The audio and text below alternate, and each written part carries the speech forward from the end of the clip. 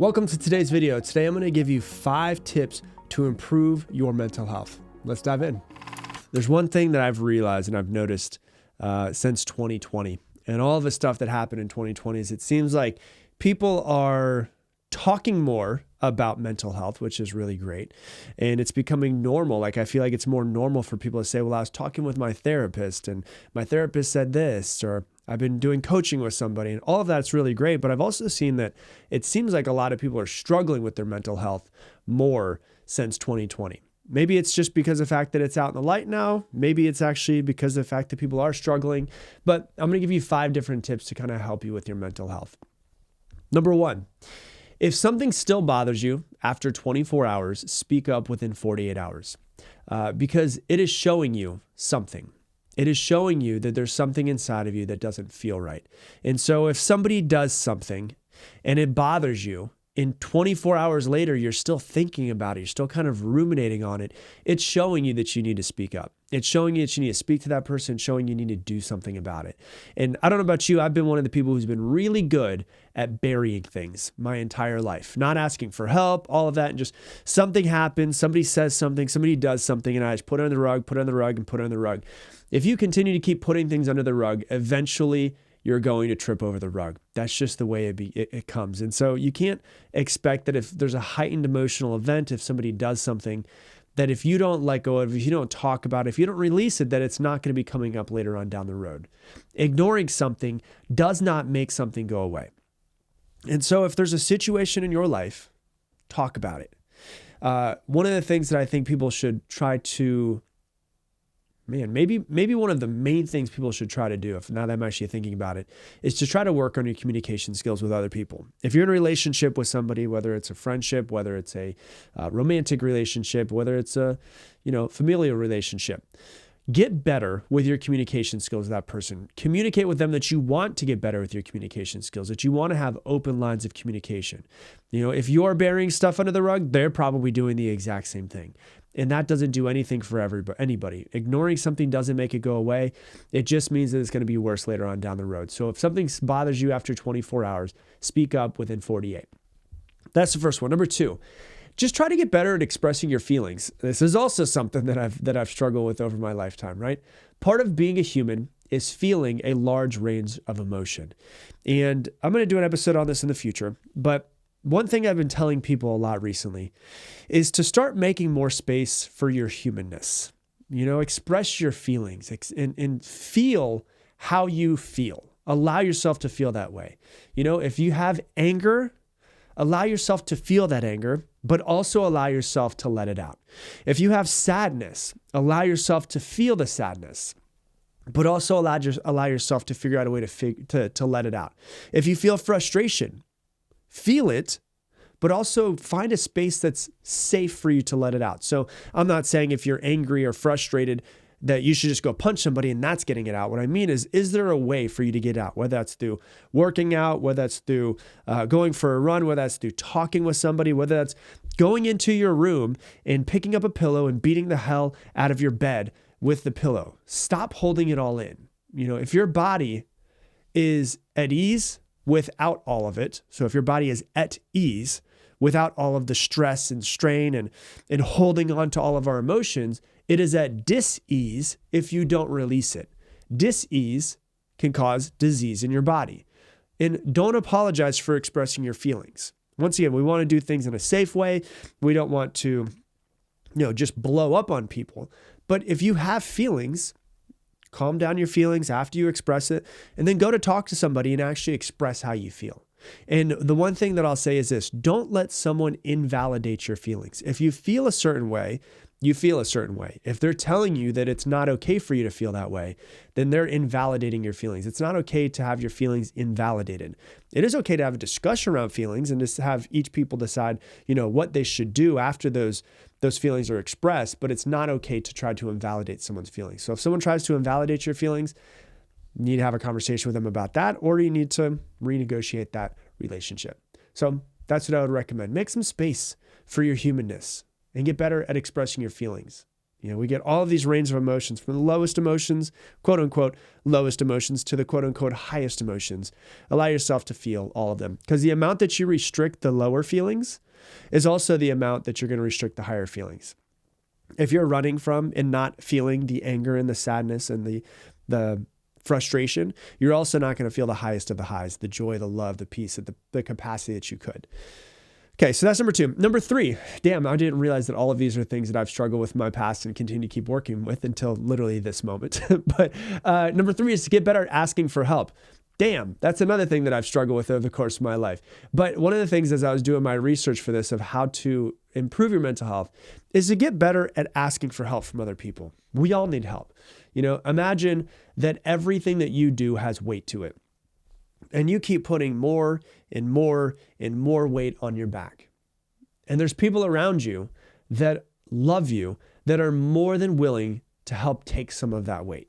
Imagine something happens to you, and every single thing that happens to you, every single thing that you have to do or might have a little bit of weight to it, it's like having a backpack and putting a rock inside of that backpack and putting another rock inside of that backpack and another and another and another. And over 5, 10, 15, 20, 30, 40 years of your life, that backpack's really damn heavy.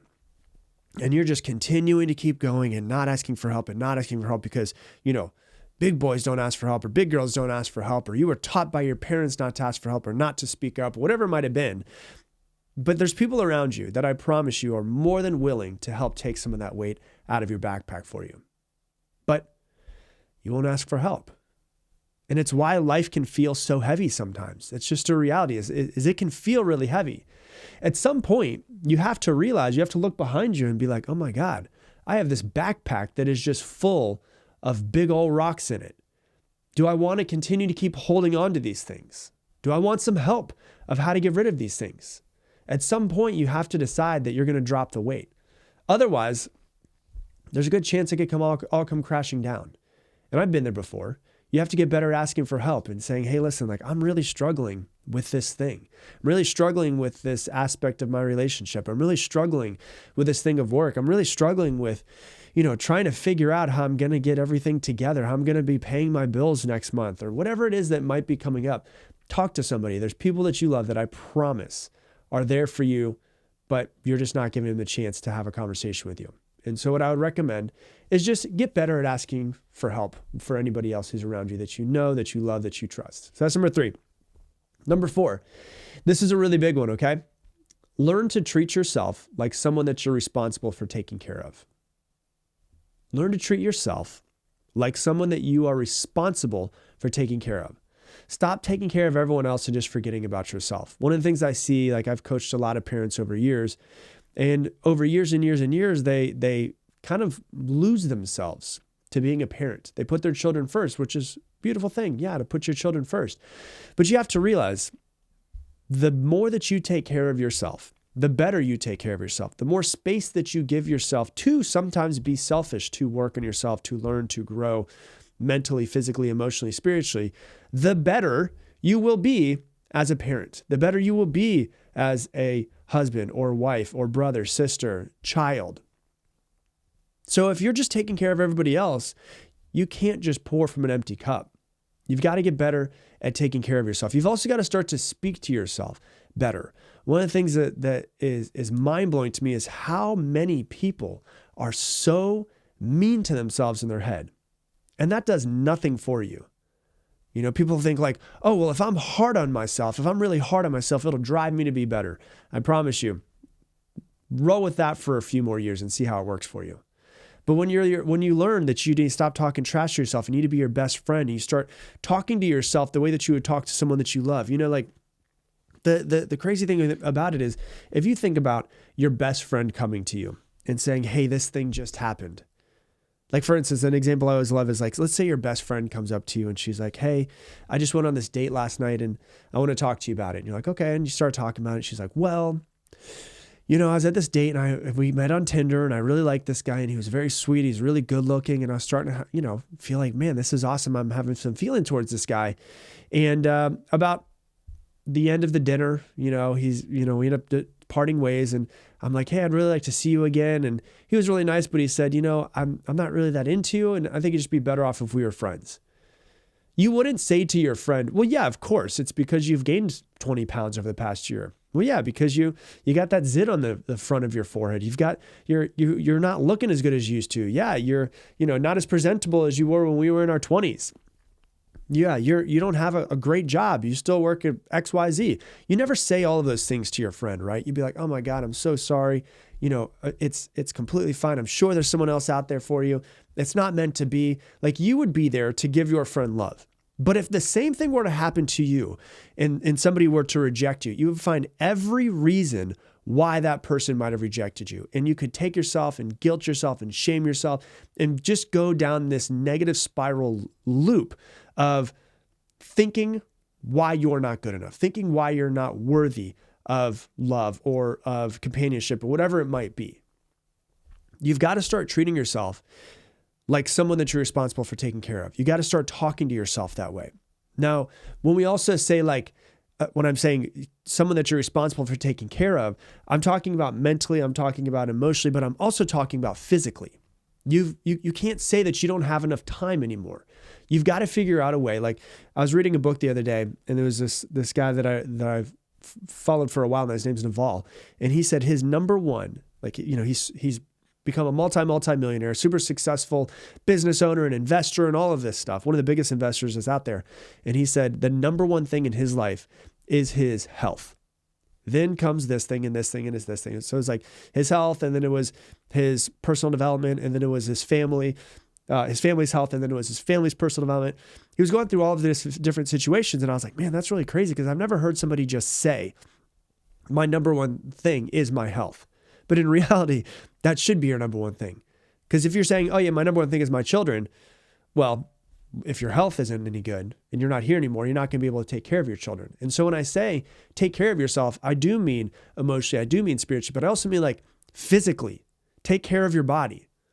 The most important person in your life is you. You cannot pour from an empty cup, but also you cannot continue down this path of not taking care of your body, of not getting enough sleep, of not getting enough water, of drinking soda or drinking alcohol instead of drinking water. Your body's like 60 to 70% water and you're barely drinking it, right? So it's like, you've got to just learn to take care of yourself a little bit more. You can't pour from an empty cup. And what does self-care look like to you? Because self-care is not just like getting your hair done, getting a massage, doing your nails. All those things are great, but self-care is also like meditation. It's working out. It's eating right. It's speaking to yourself correctly. It's reading. It's growing. It's trying to improve yourself. You're serving nobody in this world by ignoring your self-care. And then number 5, stop trying to escape your pain. Stop trying to escape your pain. An attempt to escape your pain ends up causing a whole lot more pain. The only way past the pain is to go through the pain, not acting like it's not there, not looking in a different direction and being like, nope, it's not, I don't see that pain, not numbing by drinking alcohol or eating food or playing video games or scrolling on Instagram or watching Netflix, all those forms of numbing. All those things do not make your pain go away. It's like there's a video I saw years ago, and there's a guy that was holding onto a water bottle. And he put the water bottle out in front of him, and he said, he's in front of a class, right? And he said, how much do you think this water bottle weighs? And everyone's like, it's 10 ounces. Another one said it's a pound. And he said, how much do you think it weighs? And people were making guesses. He said, now how heavy is it? And they're like, no, it's not that heavy. And he said, how heavy would it be if I held it here for a few minutes out in front of me? And they're like, yeah, it'd be decently heavy. And they're like, what if I held it here for a few hours? What if I held it here for 24 hours? And they're like, yeah, it'd feel heavier and heavier and heavier. The weight of the bottle didn't change. The only thing that changes is how long I'm holding on to it. The bottle is your worry. It's your problems. It's your stress. It's your anxious thoughts. You've got to learn to let those things go. You've got to learn to stop trying to escape your pain and to actually get rid of your pain, let go of your pain so that you can move on with your life. And so if you need to talk to somebody, talk to somebody. But you can't act like it's not there anymore. There's a great quote that I love that says, the treasure that you seek, the pain of, damn, fucking this one up. The cave that you're afraid to enter holds a treasure that you seek, right? So like the The cave is like the pain that you're afraid to talk about, the things that happened to you in your past, the traumas that happened to you in your childhood that you're afraid of talking to a therapist about, whatever it might be. The cave that you're afraid to enter holds a treasure that you seek. Stop trying to escape your pain, trying to work through the pain, because if you try to escape it and just you're going to continue to hold on to it, and you're just going to cause more pain. Don't numb it. Don't look away.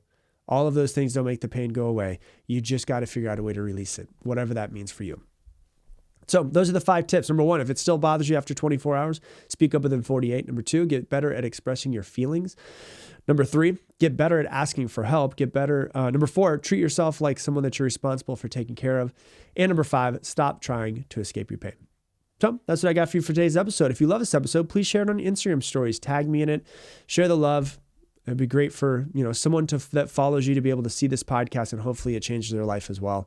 And last but not least, if you're out there and you do love this podcast, you love everything we put out, you might enjoy my book that came out a few months ago. It's called Level Up. It's the step-by-step process to take action, understand the process of taking action, the psychology of taking action, how to create the action that you need to, stop holding yourself back, stop procrastinating, everything like that. So it's called Level Up. It's available wherever books are sold. And with that, I'm going to leave you the same way I leave you every single episode. Make it your mission to make someone else's day better. I appreciate you, and I hope that you have an amazing day.